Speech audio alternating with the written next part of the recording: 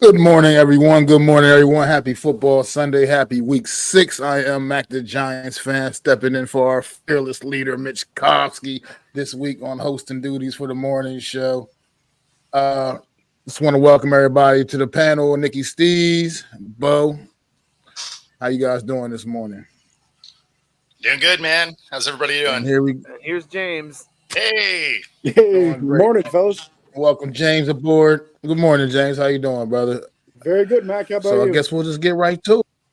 I'm doing great, man. I'm doing great, man. I'm just stepping in, trying to Good. hold it down for Mitch this weekend since he's going to the game.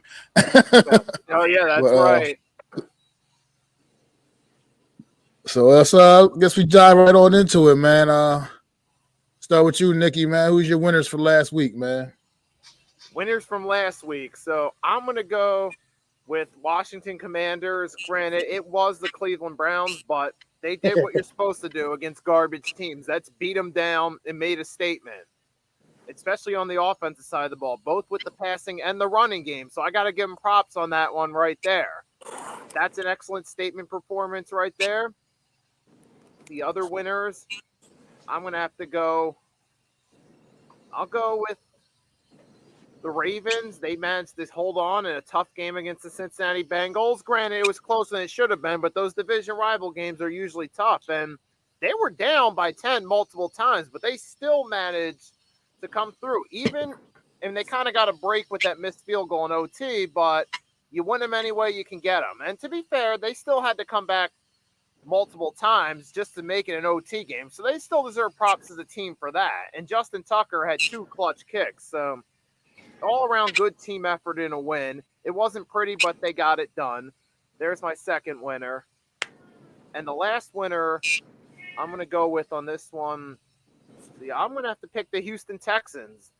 You know, some people weren't sure about them against Buffalo, but they proved themselves. They got a nice win. You know, and even D'Amico Ryan said it wasn't pretty, but you win them any way you can. And that was this whole deal with the Texans last week. You get the win, you're 4-1, you're building momentum. Great stuff. Good stuff. Good stuff. Swing it to Bo. yeah. So I mean, I have a couple of the same ones there, and the Commanders looked good.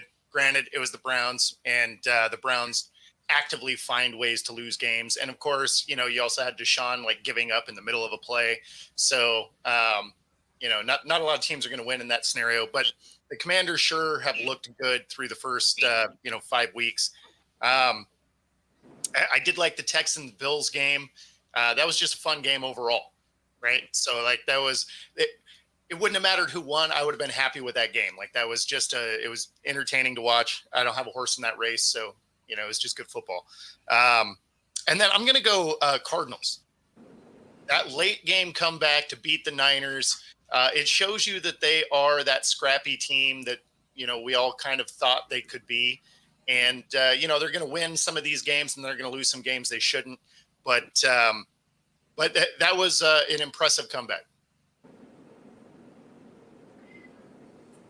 Absolutely. Good stuff. Good stuff. Go ahead, James. What you got? First winner for me is kind of a painful one for me to say, but it's the Ravens. The Ravens are really on a roll right now, and I know it's just the Bengals, and the Bengals' defense is about as soft as it gets. But that being said, the Ravens' offense is starting to look like a juggernaut. Lamar's really getting it moving, throwing the football. We had almost 350 yards passing out of him and 4 touchdowns this last week. Derrick Henry is looking like an unstoppable running back like he was 3 years ago. It's a scary look for what Baltimore is starting to do on the offensive side of things. So that's definitely one of my winners, both the Ravens and Lamar Jackson specifically. I'm going to second Bo with the Cardinals as a winner from last week. I was starting to write them off as somebody that I'm just going to pick as a loser every single week. And here they are beating what is supposed to be one of the best teams in the NFC. And when they just started getting healthy as well, you know, they just got a bunch of guys back for that game and then go ahead and lose to the Cardinals. So you have to take them as a winner. And then my last one will be Caleb Williams, starting to really turn it on, starting to look like maybe he isn't a bust as a rookie quarterback. So if he can continue on this trajectory, we're going to start thinking that maybe he's the CJ Stroud of this year's class. Maybe, I don't know. Good stuff, James. Well, for me, I didn't really get to see much football last weekend, but I'm going to go a little different direction. I do agree with Baltimore. Definitely is one of my winners for sure. But I'm going to go with the Atlanta Falcons here. Atlanta Falcons on that Thursday night thriller against the Buccaneers, man, really pulling even with the Bucs in that division. I mean, it's looking like now that the New Orleans Saints appear to be New Orleans Saints we all thought they were going to be coming into this season, come back down to earth. It's like that division is going to be a two-horse race, and the Falcons fired the first shot there on Thursday night with that big win Thursday night against the Bucs. And well, I'm going to be a bit of a homer here, I'm going to go with Daniel Jones as a winner for last week. Daniel Jones is obviously probably the most scrutinized starting quarterback in the NFL. And to be honest, I think it's kind of been going under the radar a bit that he's legitimately played better football each and every week as this season has progressed. And he really went out there and, I mean, I wouldn't say he made a bold statement against Seattle, but he played a really good, solid football game. He spread the ball around good, played the best football game he's played in almost about 2 years. And so I'm going to give Daniel Jones a nod there as a winner. Just because of everything that goes on around him, just the media circus that follows Daniel Jones. I'm still not a Daniel Jones guy. I want the Giants to move on for next year and stuff. But at the same time, maybe this guy can kind of keep the Giants afloat and keep them competitive this season. We'll see how things are going. It's been, other than that Minnesota game, he hasn't really been horrible as people try to make it seem. He's actually kind of statistically, I feel like a top 10 quarterback right now, statistically, or right outside the top 10 quarterback statistically right now. So just give Daniel Jones a little bit of love. Well, and it's funny, backing up Binge there, they picked the Giants tonight against the Bengals, right? That's a game that on my pick'em before they locked, I must have reselected that game like 5 or 6 different times. Cause I'm like, like it's the Giants, but like the Bengals don't play defense at all. Right. So then I'm like, I mean, and so I went back and I think I finally just selected the Bengals, but I mean, that's such a coin flip of a game. Yeah, I agree. I totally agree. If there's a week that Daniel Jones is going to go off, it's this week, man. Right.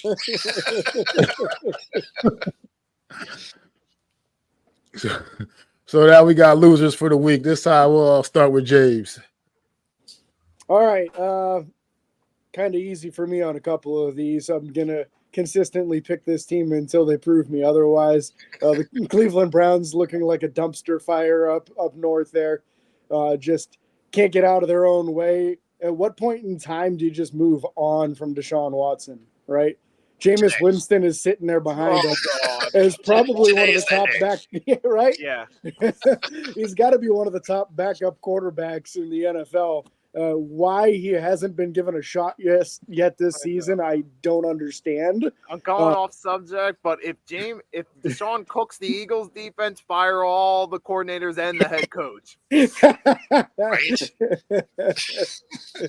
That's more than fair. That's how I would feel if it were my team too. So I get it. So yeah, that's got to be loser number one. Number two, the Panthers backsliding right back to what they were before that 1 week kind of bump with Andy Dalton at quarterback. Now it's going to be right back to it doesn't matter if it's him or not. So you got to feel like that's something that's just going to be a disappointment every week now.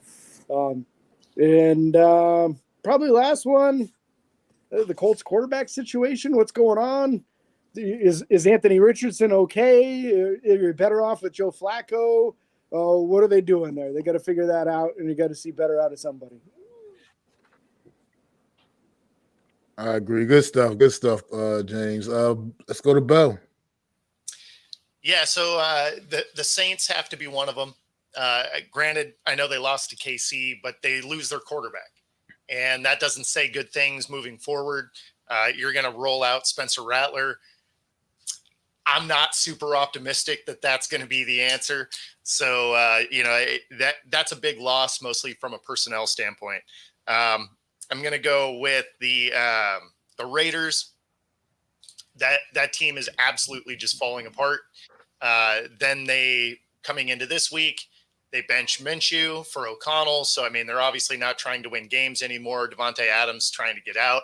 Like that, there couldn't be more chaos surrounding this team. And of course, the Panthers is just your honorable every week mention because, man, what a dumpster fire that thing is. All right, James. I mean, Nikki, who you got, Nikki? Losers. I'll have to start with the Seahawks because Oh no! man. I mean, you can say what It's not wrong. happened against the Giants first. A game that you should have won on paper, that you theoretically had the better roster, but you lost that game, and you gave the Giants some semblance of temporary hope, number one. And then tying into this week, you got blown out by an underachieving 49ers team, and you made the Niners look like the team we thought they were going to be going into the season without Run CMC. So that's a loss, big loss right there. An embarrassing loss, the game you should have won, and a blowout loss to an underachieving team in less than 7 days. And that's a hard crash back down to reality. Well, I mean, when you figure half of the defense is on the injured list, and then we elevated 2 guys from the practice squad that also got hurt in this game, Oh. and you're not going to win a lot of games. Ooh. Christ, that's bad. That's brutal. So you got to go with them. Yeah. Go with the Raiders as well because, dude, they should have traded up for a quarterback in the draft. They should have.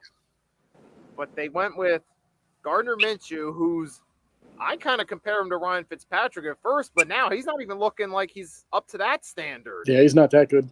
No. Right, exactly. At least Fitzpatrick would get hot for like half a season, a full season, then stumble down. Minshew doesn't even do that. He'll have like one good game and then stumble back down with 3 bad ones. And it goes to show they're benching him after a loss to the Broncos in favor of Aiden O'Connell, who didn't impress enough last year to get the starting job this year. And you lost that game. Like they got their ass kicked. Right, by the Broncos, who so far look like a subpar, below-average team. You lost to them, and now there's no confidence going forward with this team. Antonio Pierce can be liked as much. He can be the most lovable coach, but if you don't have the right tools around them, specifically at quarterback position, you can only do so much.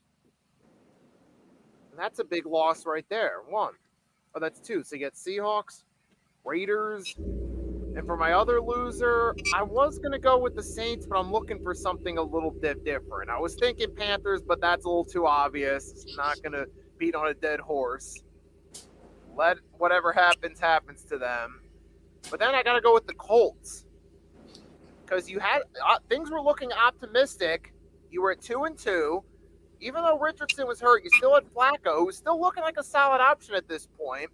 But then you saw without Jonathan Taylor, they can only do so much against the winless Jaguars team. They lost that game. Now I'm at the point if I'm going to pick an upset, I'm leaning a little bit toward the Titans this week because they're without Richardson again. And that's an embarrassing loss right there for Indianapolis when you know you need as many wins as you can possibly get. And you got Richardson's questionable. First, you already have red flags with Richardson's long-term future. Now, you take the loss to the Jaguars. Now that future's really looking questionable now for the Colts. I mean, sure, you had a nice gem with Alec Pierce with a few of those catches at the end, but that's only going to get you so far. It's not going to win you games, as we saw last week. So I got to consider them losers because now who knows what they do from here. Lost to the Jaguars, not a lot of confidence going forward. For that reason. Well, all right, Nikki, good stuff there. Well, you guys took pretty much all of the losers. I mean, any loser that I was really going to say already mentioned. You guys already took all of them off the table for me. So I'm gonna go a different route. I like to try to be a little different. And I mean, I know this week 6 already got started. The 49ers got it off to a win, but I'm gonna still go back to week 5. I'm talking about week 5 losers. And I'm at the 49ers, man. This team is just not what we were expecting them to be, man, this season coming in. Expect them to be a powerhouse in the NFC, and right now I'm just not seeing it. I'm seeing a very inconsistent football team squeaking by with the wins that they do have. They're squeaking by, and it's just not the dominance that you expected. I know it's tough without CMC out there. I mean, that's a tough, but at the same time, they've gotten running back stepping in and filling in admirably. You know what I mean? That's not really the issue. Hasn't been the issue with this football team. I just can't put my finger on it, but something's just not quite right with this 49er team. They're not that scary team that they were for the last couple of seasons in the NFC. I'm just kind of need to see them get a little bit more on track and get a little more consistent. Like I said, I know they got off to a good week this week with the win on Thursday night, but going back and losing that game to the Cardinals, I mean, the Cardinals have been scrappy, but that's not a game you should be losing if you're the San Francisco 49ers. And then I'm go with the Jets, man. The Jets, to me, are just, I mean, being a New York Giant fan, we've been pretty much the joke of the entire league for several years now. The Jets are really showing me why they're still, no matter what, they'll always still just be the other team in New York. The Jets are a joke, man. I mean, fire Robert Saleh. I mean, in the middle of this week, coming into this game. It's just everything they do is just backwards to me. It's just weird. I can't really ever figure out the New York Jets, man, and what they're trying to do to establish themselves as a successful program, man. So Jets are just losers all across the board as far as I'm concerned. That team's a mess, man. But let's see. Speaking of that, what do you know? The next topic: Jets fired Robert Saleh. So let's go, Nikki. What you got, man? What you think about that, man? I get why they did it, because to be fair, they did give this guy some time. They gave him 3.5 seasons. So they at least gave the guy a chance to turn things around. On one hand, I get it. It's like, okay, we gave you a shot. We gave you 3.5 years, and things haven't been turning around. Even now, when we have a quarterback, so that's no longer a valid excuse in their Jets organization's mind, and the ship still hasn't turned around the way they wanted to. So I understand they're like, okay, let's part ways. And we kind of saw signs that the head coach and the player weren't on the same page. Obviously, the Jets value Rodgers more, so we know they're going to side with the player in this case. That was obvious. At the same time, even though Saleh had his flaws, I do feel it's a bit of a cop-out, because this doesn't fix your team's problems overnight. You still got to go into Buffalo, and even though Buffalo's off 2 straight losses, that's still going to be a tough game for the Jets, and that's a winnable game either way. So it doesn't fix that problem, the risk of being 2-4 and fighting an even steeper uphill battle. Not to mention their odds of winning the Super Bowl haven't changed since they fired Saleh, so it obviously doesn't fix the team's issues. So it is a bit of a cop-out too, because it's like, okay, you remove the coach, but where do you go from here the rest of your season? This might be your only real shot at living up to the potential with Rodgers. And it doesn't look like you did yourselves any favors. So it's like, so it is kind of a cop-out. Because there's really a ton of question marks. Where do you go from here with the Jets? People point to Belichick, but come on. Obviously, people are just trolling for clicks, because everyone that's followed knows that's not happening. And we really don't know who they're going to go with as in the long-term answer as their coach and even their quarterback, possibly. Possibly. So it's like, yeah, I get it, but it's kind of a cop-out. I'll leave it at that for now. All right, good stuff, Nikki. Good stuff. Take it away, Bo. Yeah, so it's interesting. Yeah, he has been there for a while. Granted, his quarterback collection that he's got to play with was Zach Wilson, Tim Boyle, the last year at Darnold. You're not exactly naming juggernauts here, right? So I don't really fault him so much, especially when you figure he is a defensive head coach, right? Like, he's a defensive-minded head coach. So they rely on their offensive coordinators to get the offense going, right? What's the one good thing about this team? Oh, the defense. The defense. So the side of the ball that he actively coaches is top 5 in the league and has been since he got there, right? So for the offense to be underperforming, that falls more on Rodgers himself. playing horribly. Also on his buddy Hackett that they brought in specifically for Rodgers. And so do I feel like Saleh should have been fired in this scenario? No, you gave him 5 games. That doesn't make sense. Moving on from your OC would have made sense, right? Because this offensive just game plan hasn't worked at all. And so I could see making the move there, but getting rid of your defensive leader as your head coach made absolutely no sense. Now, if it was going on this trajectory by the time you get to like week 10, yeah, sure, right? Like that makes sense. But week 5, I mean, you don't even really know what you have because you still had Rodgers not doing his normal, not showing up to preseason stuff, didn't play a lot in preseason. So timing is off. Like, I mean, you kind of actually didn't really give him a chance with this particular version of the Jets. That being said, I thought he was going to get fired last year. So it's not like I'm advocating for Saleh, but to fire him week 5 seemed premature. Like it seemed like a knee-jerk reaction, not a well thought out plan, because now you elevate your defensive coordinator. Okay, well, I mean, that doesn't really change anything for you. And then you demote Hackett from play calling. So I don't see how the things that you're doing actually makes this team better. So, it's a wait and see, but it really just feels like the dumpster fire keeps rolling. Good stuff, Bo. James, what you got, buddy? I could not agree with Nikki and Bo more on this topic. You basically just took gasoline and poured it on the dumpster fire. So great. Now we got a bigger dumpster fire. Obviously, strength of this team, like Bo was just talking about, was the defense. That's who Robert Saleh is. He's a defensive-minded dude. That's how he got the head coaching job, was by being an elite defensive coordinator with the Niners, right? So I don't see how this fixes a dang thing. It clearly should have been an offensive coordinator, if anyone. How this gets pinned on Robert Saleh, I get it. At some point in time, you do have to start steering the ship in the right direction. Yeah, definitely should have been an offensive coordinator. And that's a rumor that I heard, is that he was ready to fire the offensive coordinator. And that's exactly why this happened. They said, no, you don't get to fire Aaron Rodgers, buddy. We're going to fire you. So if that's true or not, I don't know, but I tend to believe it because Aaron Rodgers has that kind of control. Yeah, great stuff, fellas. I agree with all 3 of you as well. See, I'm a big thing about like firing head coaches in mid-season anyway. I just think at this point the season's underway. It's not really helping benefiting you in any way. Just dump it, just scapegoating the head coach unless it's something really, really drastic.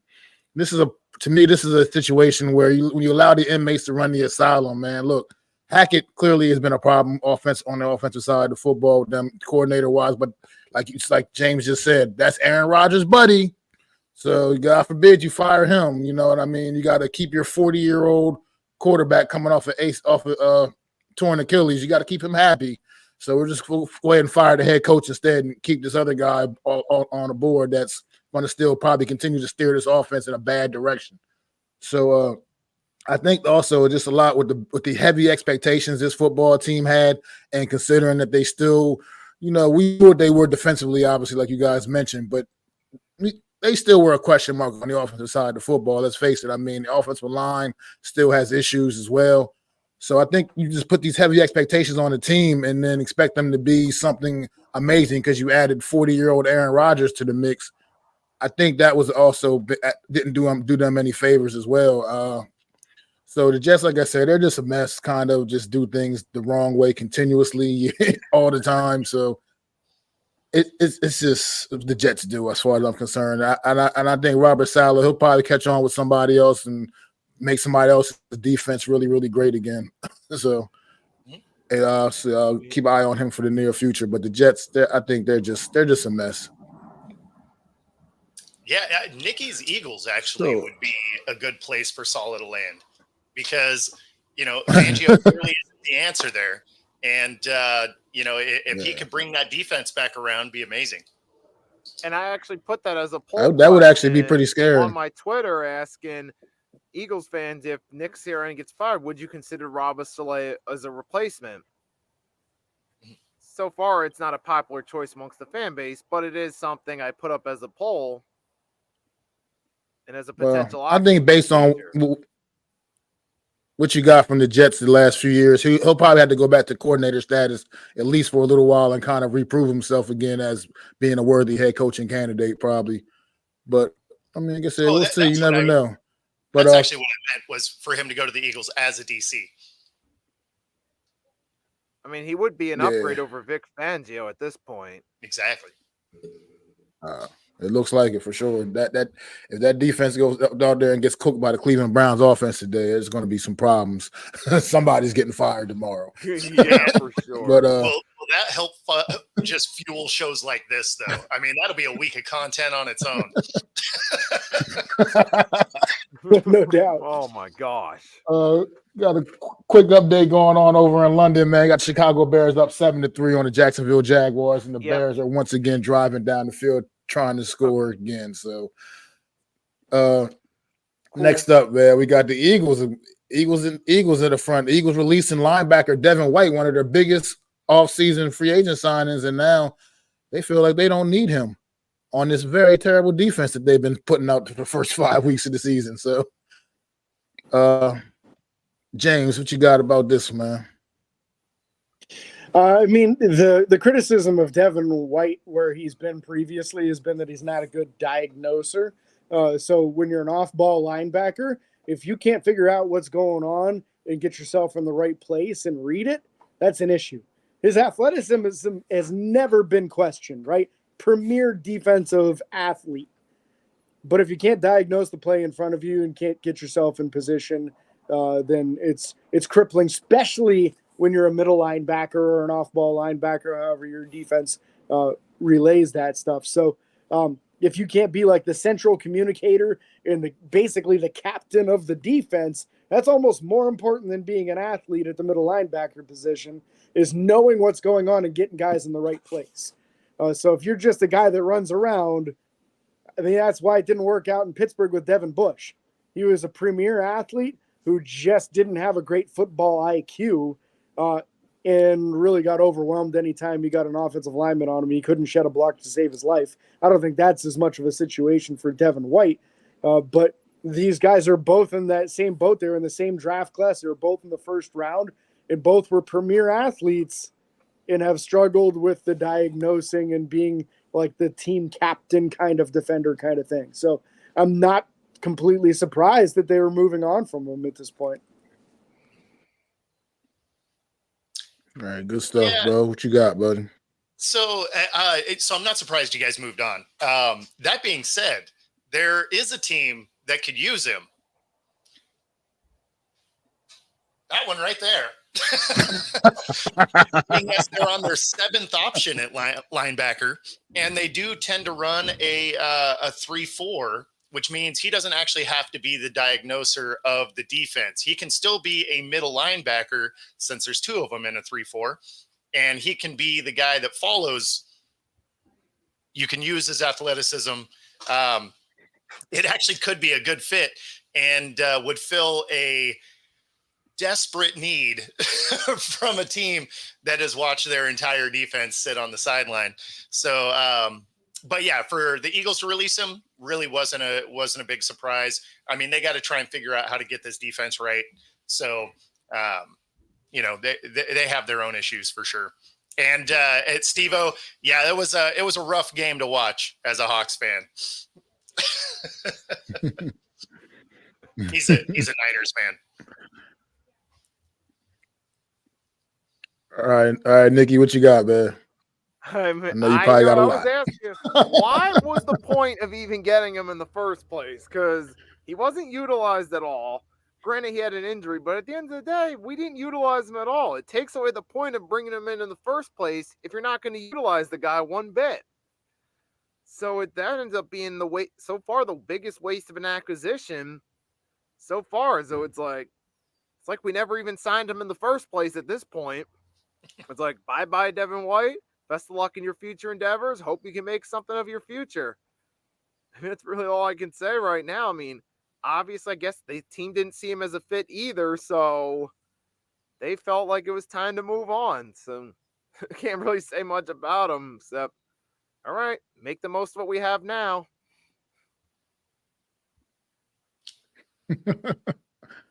All right, man. Good stuff, you guys. I mean, I agree with you guys. With him, it's not like you said. It's not an issue of the athlete that he is. Like you say, he doesn't have the football IQ to do the things the Eagles were expecting him to come in there and do, and that's kind of a failure on the Eagles front because you kind of should know that ahead of time before you even bring the guy in. You kind of realize like this is what you've seen from him throughout his career. You know that he's not going to be able to come in and process things the way you needed him to be able to in this system. So. It's just a complete failure, and it was like Nikki said, it was just a bad sign. It was like, what the hell do you even bother bringing this guy in? Obviously, with the kind of athlete that he is, he's going to catch on with somebody else is going to take a flyer on Devin White. I mean, that's just how it's going to go down. I mean, he's not going to just waste away on waivers for too long. It's just a matter of which team is going to be, and obviously we know Bo is advocating for the Seattle Seahawks right there, man. So we'll see, man. That could be a possible landing spot for sure, man. So, I think this was just it ended up, blowing up in their face, being a bad move by the Eagles, and they haven't done a lot of that the last couple of years. I must admit, this team usually makes pretty smart decisions with their roster. This wasn't one of them. I mean, really not much else to say about it. It ended up just being a failure. So, with that being said, we can move on to the next topic before we get to the pick'ems, and that's the Vikings. Are the Vikings the real deal? We'll start with you, Nikki. What you got, buddy? I mean, look the way they're playing so far. Yeah, they're winning games. They're doing it with a backup quarterback in Sam Darnold, but they have a really talented roster around them, and they have a good head coach in Kevin O'Connell. And we saw this his first year, an instant upgrade with O'Connell from Mike Zimmer, and they were the number 2 seed and looked like a threat throughout the regular season. Not to mention the Vikings seem to have a trend, like one year they'll be really good, they'll be mediocre the next, and they'll be really good, make a playoff push, and they'll be mediocre. And so far, they're following that trend. But the way they're playing, particularly the way they blew out the Houston Texans and gave them their only loss, that was impressive. I'm like, okay, not only did they win, but they won in dominant fashion. This team definitely has something for sure. And I was impressed. And so I got to give the Minnesota Vikings prop. They're doing a great job there. Still got Justin Jefferson on offense. You got Aaron Jones is still doing solid when he's in the lineup on offense. You got this Vikings defense still has some decent playmakers. Even Harrison Smith is still a solid piece. Not the same guy he used to be, but he's still a solid piece at this stage in his career. So I got to give him credit. And not to mention, with all due respect to the NFC, it is the weaker conference. They got a more favorable schedule playing against primarily NFC foes. But hey, they can take advantage of that, make a push. I mean, they could probably make a wild card if the Lions win the division, or they could win the division and steal it from the Lions, either or. But I'll say this, I'm definitely looking forward to those Vikings-Lions games, that's for sure. But shout out to O'Connell for doing his thing there. All right, good stuff, Nikki. Good stuff. Bo, I gotta get my how do you feel? real quick.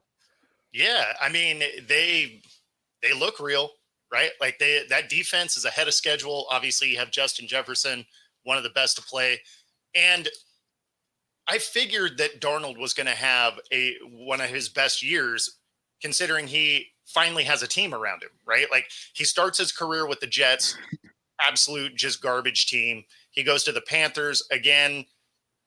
Really nothing there for him to play with. He actually had a decent start with the Niners in a backup role. So I thought he was going to have, a chance to resurrect his career. Obviously, I didn't see him doing what he's currently doing, right? Like I thought he was going to be far and away better than what we'd seen from him, but not what it is we're seeing today. But yeah, I mean, this looks like a complete team, and they don't even have all their pieces back yet. Hawkinson, I think, comes back this next week. Because they have a bye, right? So, he would come back in time to play the Lions. In fact, they come off a bye to play them. So this is, oh wow, yeah, the team looks like the real deal, and they're actually pretty fun to watch. which is weird to say for the Vikings. Absolutely. I absolutely agree. What's going on? What you got, James? Yeah, I mean, they've definitely looked like the real deal. You got to worry a little bit after last week. Sam Darnold kind of came back down to earth, 14 of 31 last week. Not his best performance, but he was so good the first 4 weeks. It's okay to have a bad week once in a while, right? So this week's a big one. These upcoming next couple games, does he get back on track to where he was, or does he kind of slide back to where he was in his past? So something we got to keep an eye on. Also, who had Andrew Van Ginkel for a pick six in this last week's game? I know I didn't have that on my bingo card. That's for sure. That's the thing about a complete team, though, right? Is when your offense has an off week, the defense steps up and helps you out. So that was a huge thing for them this last week when Darnold finally had a week that wasn't his best.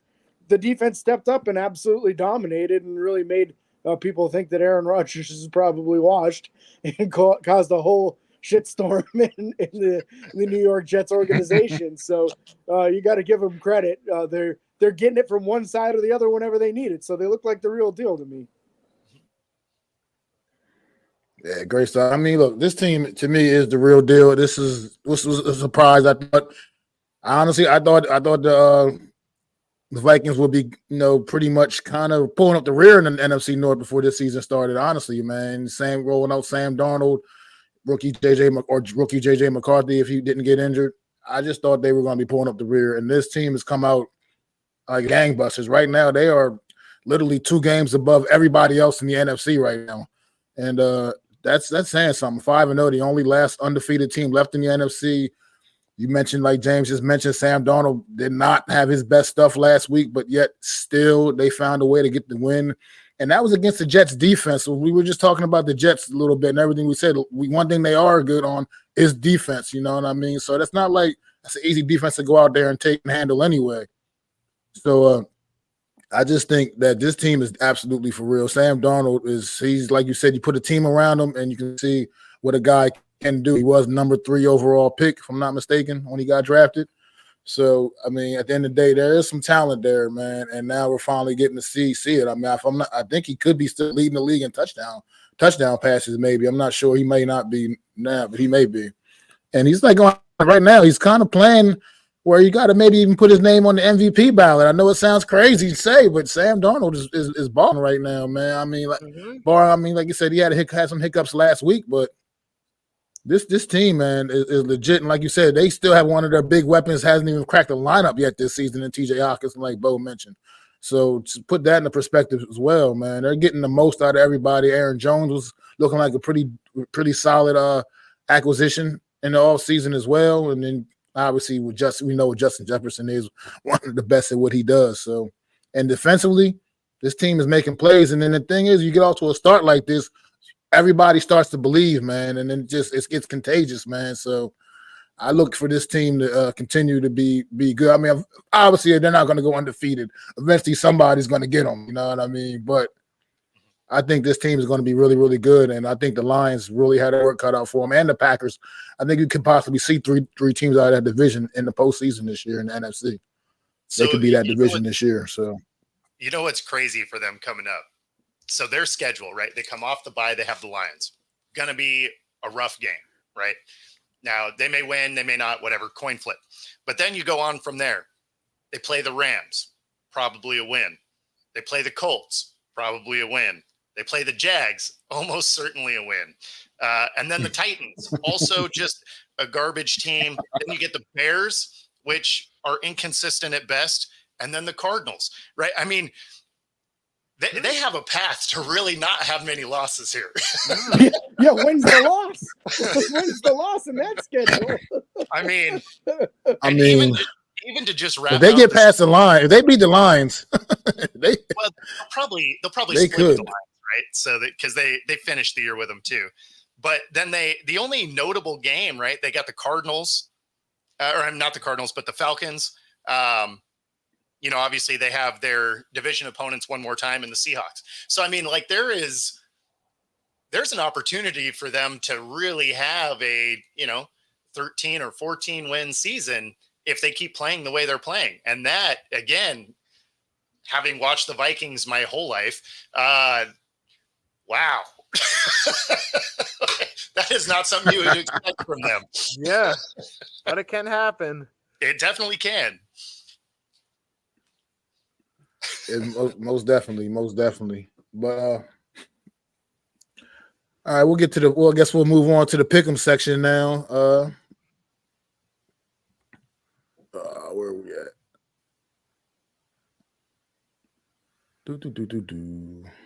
All right. And first up, got the Green Bay Packers hosting the Arizona Cardinals. Start with James.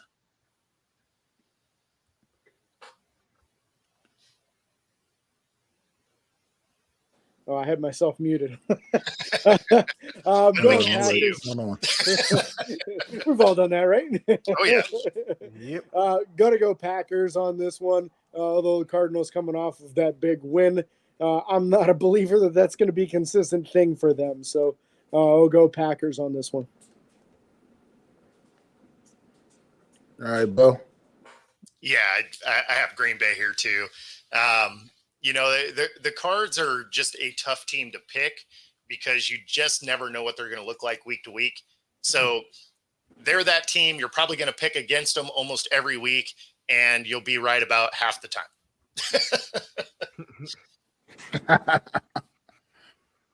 All right, Nikki, what you got, man? Packers or Cardinals? I'll go with the Packers in this one. All right. And I as That well was am kinda picking the relative. Packers, man. I think that. Yeah, I'm going to go with the Packers. I mean, the Cardinals are scrappy, but I think over in Lambeau, I think Jordan Love, Packers will be a little too much for him, man. All right, we got the Colts heading to Nashville, take on the Tennessee Titans, man. Nikki, who you got? I'm gonna go with the Titans in an upset in this one. I know both the Titans are horrible, but I'm not really confident in the Colts in this one. I'm sorry. Yeah, All right, so Bo? I'm going the same route. Tennessee is actually the favored team, believe it or not. Yeah, I'm taking Tennessee. It's funny because when you look at Vegas, Tennessee is a 2-point favorite, but the Colts have like almost 80% of the money.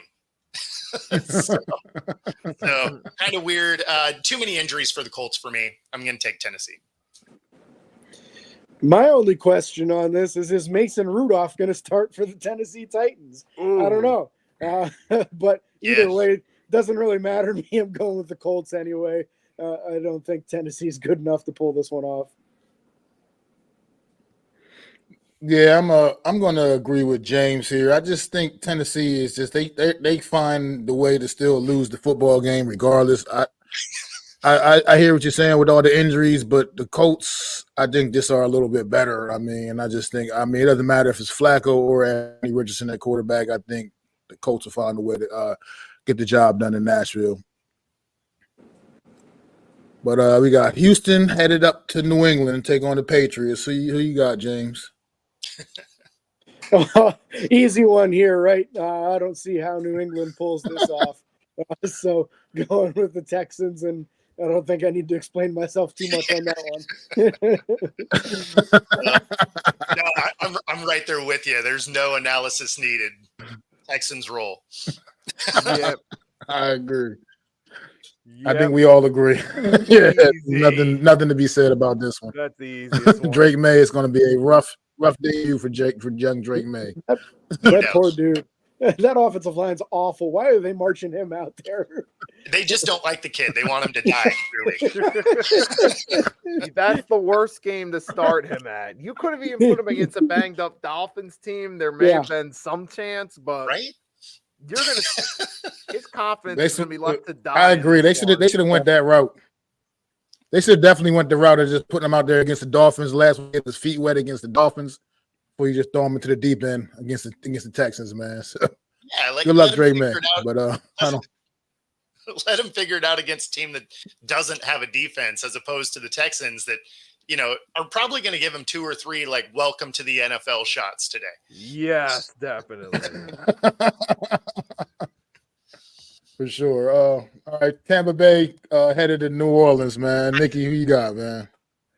I got the Bucks in this one because I don't have any confidence in the Saints. At least the Bucks, we know they have their guys healthy.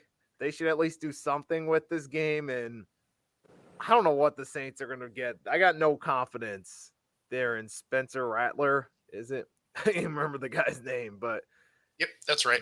yeah, no confidence in there one. Give me the Bucks. We know what they have. Yeah, for me, All right, I got the Bucks too. Spencer Rattler taking his first start probably isn't going to go well. This one feels like an easy pick also.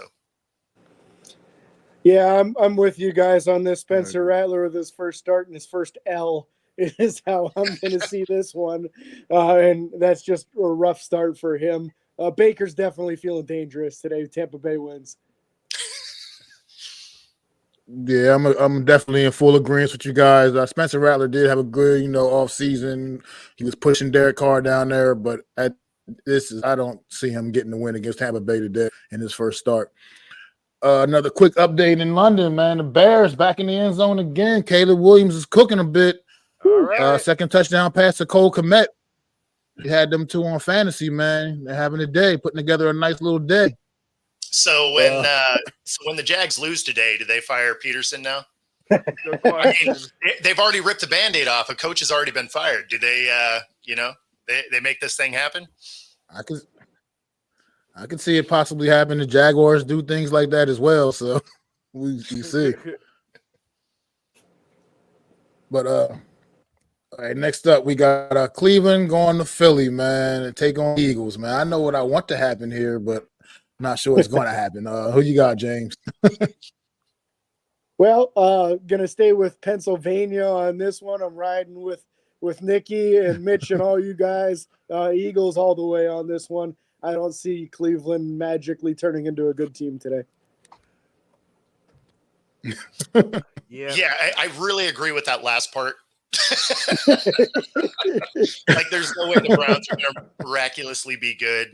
What we saw out of that team last week, the giving up in the middle of the game, that was probably the biggest thing for me. I got Philly for sure. I would have had Philly anyway, but man, you just add the inability to play football, and then you add the chaos on top of it. Like, this team isn't set to win any games.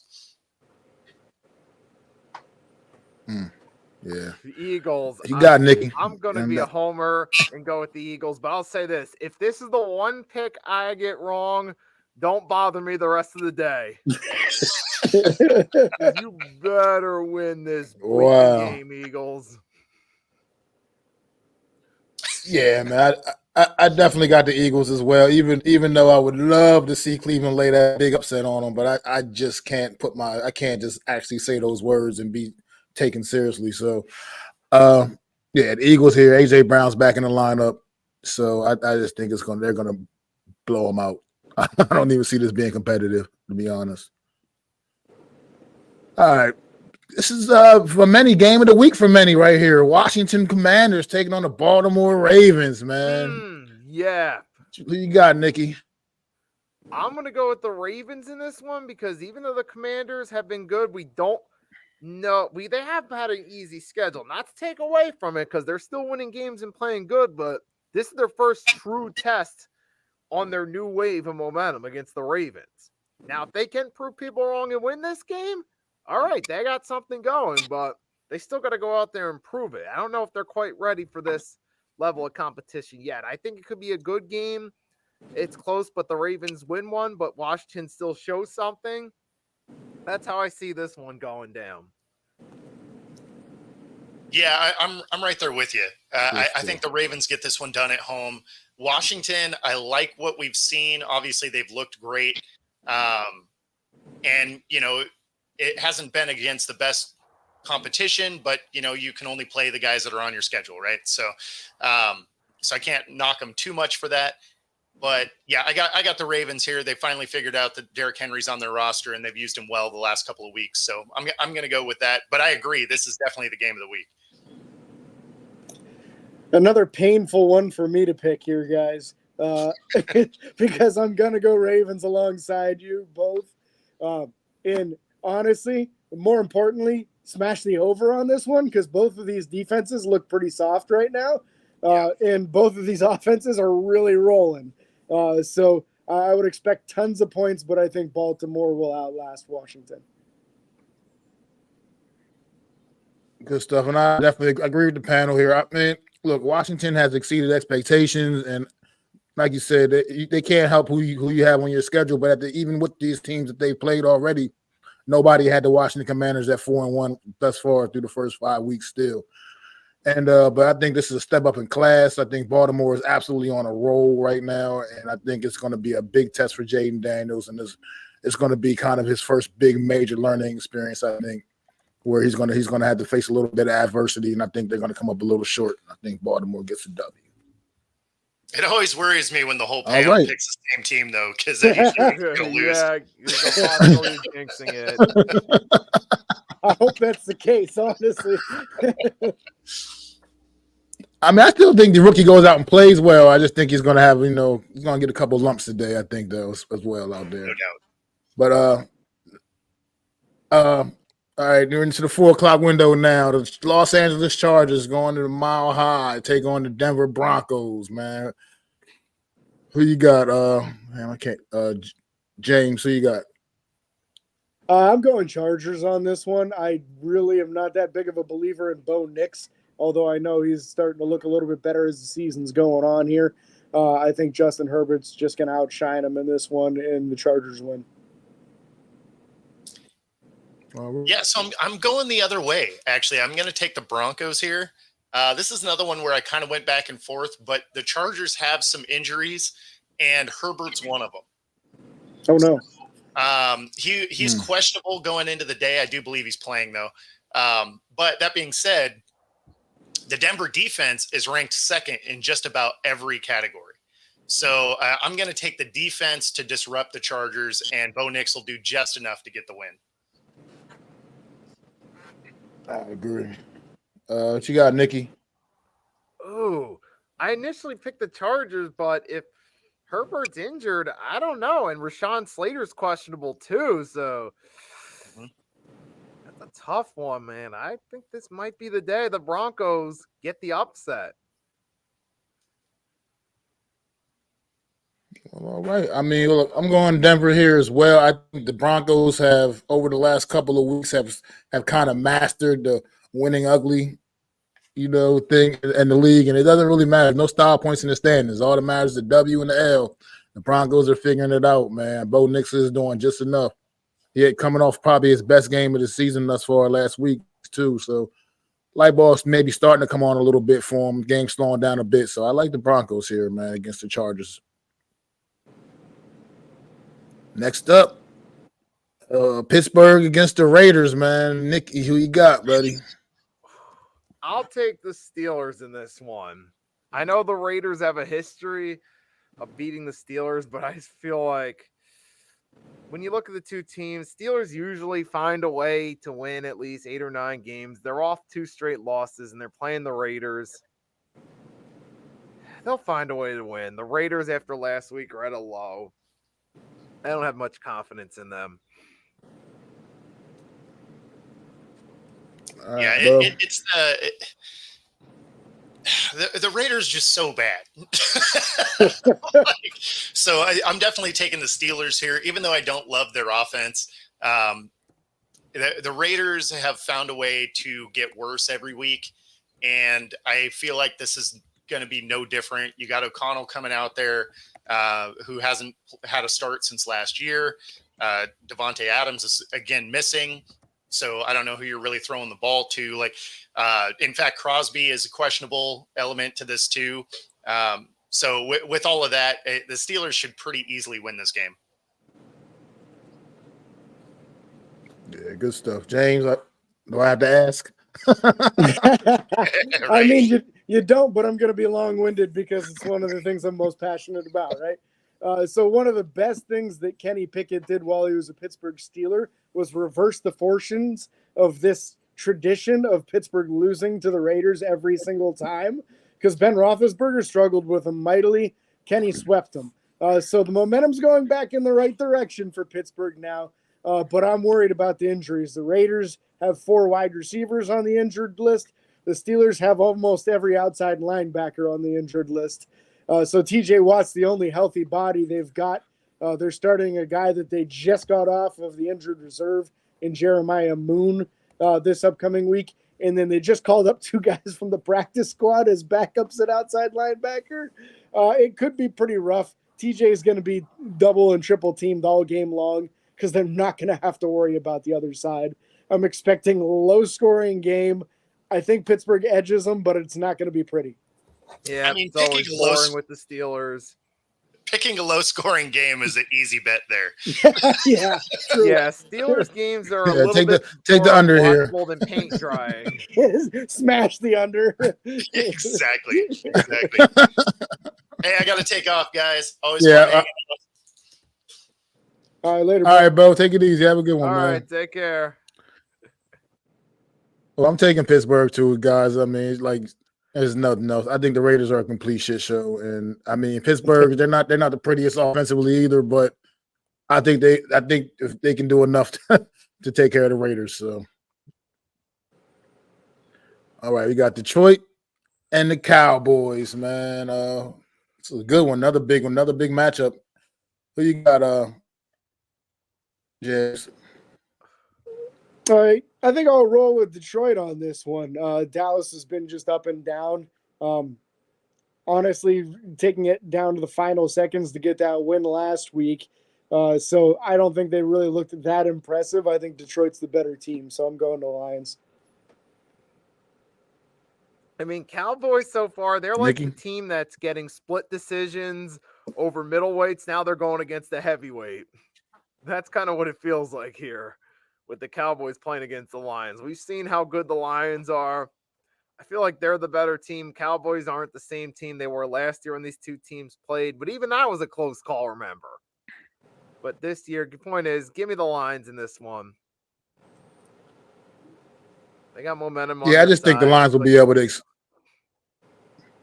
The Lions will be able to exploit this Dallas Cowboy defense. It's got a lot of injuries over there on that side of the ball. Dallas kind of just kind of lucked up and accidentally got a win on Sunday night last week. I feel like they could have very easily dropped that game. They could have dropped the last couple of games, to be honest. They've been really kind of bestowed with a little bit of luck in some of these games here, and I just think they're just not as good as people think they are. I mean, offensively, they've had the ability to do some things, but they can't run the football. They don't have a consistent run game. The key to beating this Lions team is going to be keeping that high-powered offense off the field. And Dallas Cowboys don't have what it takes to that, I don't believe. I think the Lions go to Dallas and take them here. All right, so next up, another one that I think we're all being very much in agreement with, the Atlanta Falcons going to Carolina, taking on the Panthers, man. Who you got, Nikki? I'll go with the Falcons in this one because at least they have potential to win that division and host a home playoff game where the Panthers got no hope. Simple enough. Yeah, James. Yeah, not going to take a lot of analysis from me. I think I could probably quarterback the Falcons and they would still beat the Panthers today. So we'll go Falcons on an easy win. Totally agree with you guys there. I don't think nothing needs to be said. The Atlanta Falcons going away in this one, man. It should be like they should hang 40 on the Panthers today, easily. Yeah. But we'll see. All right, let's move on. Sunday Night Football and Cincinnati Bengals taking on the New York Giants. Cincinnati is still looking like pretty heavy favorites, even though the Giants have a better record than them. The Cincinnati Bengals are still almost nearly a touchdown favorite, I think, in this game. Who you got, James? Man, I really want to go Danny Dimes in those Giants. I really want to, but I'm worried that the Bengals offense is just going to score too many points in this one. Their defense is like Swiss cheese. So the Giants are going to put up the best performance that offensively they've probably had all year. But Joe Burrow's got 12 touchdown passes on the year and just really throwing the ball at will, and nobody's really slowing their offense down. So I worry the Bengals will put up too many points. I've got them with the win on this one. All right, good stuff there. You got Nikki. I got the Bengals in this one. I mean, they're 1-4, but I feel like they're due for a win against the Giants. It's got that type of vibe for it because the Bengals do at least have a solid quarterback and some weapons on offense, whereas the Giants don't have much. And all you got really when healthy is Malik Neighbors so far. Well, he's not healthy and he will not be in the lineup once again this week. He's missing his second straight game. But I think what that did for Daniel Jones a week ago with Malik Neighbors out of the lineup was it gave him – he focused on the rest of the team, the rest of the offense out there. I mean, he spread the ball around better than he has all season. When Malik Neighbors is out there, he's targeting Malik Neighbors like an insane amount of times, man, just forcing the football to him. And the last week, without Malik Neighbors in the lineup, Daniel Jones was spreading the ball around, man, getting everybody a little bit of love.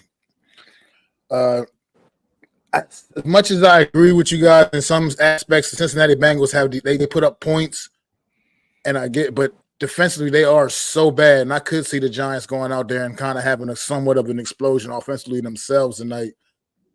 And the Giants' defense is pretty not bad. I mean, leading the league in sacks. I mean, they get that pressure, get that heat on Joe Burrow. I mean, I know Thibodeau is not in the lineup tonight, but Dexter Lawrence he's a game wrecker right now, man. He's wrecking games. And I think the Giants' defense, will be the reason. I think they'll be able to maybe get to Joe Burrow just enough to slow that offense down, just enough to get the job done tonight, man. So I'm going with the New York Giants. Total homer pick. But I got to do it. And then next up, we got the Monday night matchup, division rivals, New York Jets hosting the Buffalo Bills on Monday Night Football. Fresh off the Robert Saleh signing, man. Who you got, Nikki? I'll go with the Bills in this one. I'm just feeling it. They're going to find a way to win this game because the Jets offense, we haven't really seen them in sync yet. And so far throughout this season, it's not looking that great for them. So I'll take Buffalo. At least they have some chemistry on offense. All right. All right, James, who you got? I got to get going, guys. All right, Nikki. Catch you. All right, Nikki. My gut tells me to take the Bills, but I'm going to take the Jets. And the only reason being, a lot of times when a head coach gets fired that first week, the team's real fired up to prove that they're not the problem. So I expect a little bit of an influx in a better performance from the Jets this week. And then they'll come right back down to how bad they actually are the week after. Bills are a little banged up, so I could see the Jets pulling off an upset today, and that's what I'm going to go with. Yeah, that's good stuff. I mean, I was thinking kind of going that route, but I don't know, man. This Jets offense is terrible. The Bills coming off of 2 really rough weeks, man, and I think they kind of pull it out here in the divisional matchup. I don't know. I just don't have any belief in the Jets right now with everything that they're doing, but so I'm going to just go with the Bills. But that looks like that's going to be it for the morning show, man. It's been good stuff, man. It's been a good hour talking football with you guys, man. Let them know where they can find you, James. Steelers by the Lake. We're on Facebook, Twitter, TikTok. You can find our shows on YouTube, Spotify, Apple Podcasts, Google, anywhere that you find podcasts, you'll find Steelers by the Lake.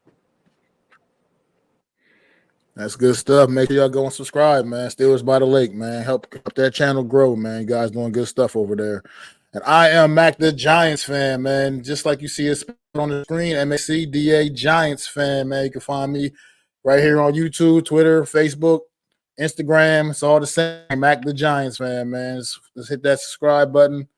Hit them thumbs ups on the streams, man. Help the channel continue to grow, man. I really appreciate it, man. And make sure you definitely come out and support the Hardcore Sports Network and everything they're doing. A lot of guys, a lot of people doing a lot of work, man. Helping Hardcore Sports Network grow into a big deal here on YouTube, man. So really continue to help the channel grow. Really appreciate it, you guys. And I'm Mac the Giants fan, and this is James, man. And I want to thank Bo and Nikki Stees as well for their time this morning. And we'll see. We'll be back next week, man. You'll have Mitch back next week in the hosting seat next week. You know, I try my best to hold it down for him, man. But you did good. You did good, man. Thanks a lot for coming. Credit. Thanks a lot. But thanks for tuning in, you guys, everybody out there, and enjoy football today, man. Enjoy the games today. See y'all later, man. Later.